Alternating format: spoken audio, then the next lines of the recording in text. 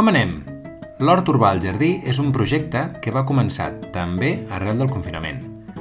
Mons pares tenen un jardí on he pogut fer els experiments més creatius. Voleu saber què i com ho he fet? Som-hi! Per començar, us presento les 3 zones principals. El petit bosc d'aliments, el passadís i la zona d'hort.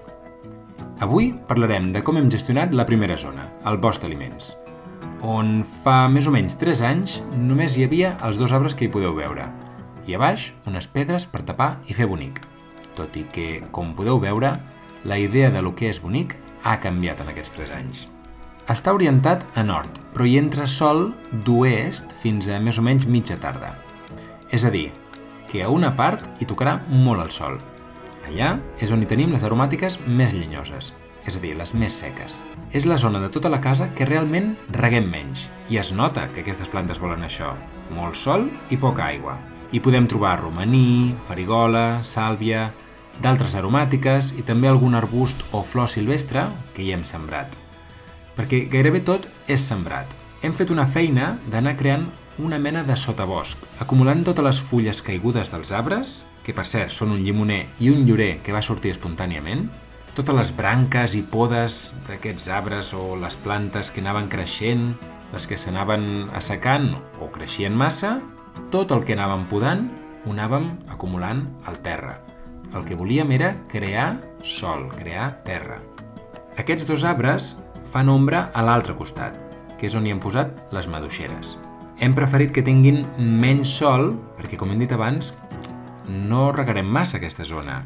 Llavors, si hi ha un cultiu que requereix més aigua, que no rebi tant de sol, llavors l'aigua no s'evaporarà tant. De llavors n'hem posat de tot tipus. El que volíem era que creixés el que millor es trobés en aquest ambient. I com podeu veure, n'ha sortit un julivert, alguna col i d'altres plantes que el que volíem aconseguir era generar biodiversitat i així atraure el major nombre d'espècies animals possible. De fet, s'hi veu de tot. S'hi veuen llangardaixos, dragonets, abelles, borinots, papallones, ocells de molts tipus, com el tallarol de casquet, que han fet un niu en un xiprer, i les merles, que s'ho han passat pipa, menjant-se moltes de les llavors que anàvem tirant. És un petit ecosistema que cada cop té més vida, perquè cada cop n'augmentem més la fertilitat creant sol. I de tant en quant hi afegim una mica d'humus o de fems de cavall compostats que ens sobren de la part de l'hort per agilitzar el procés.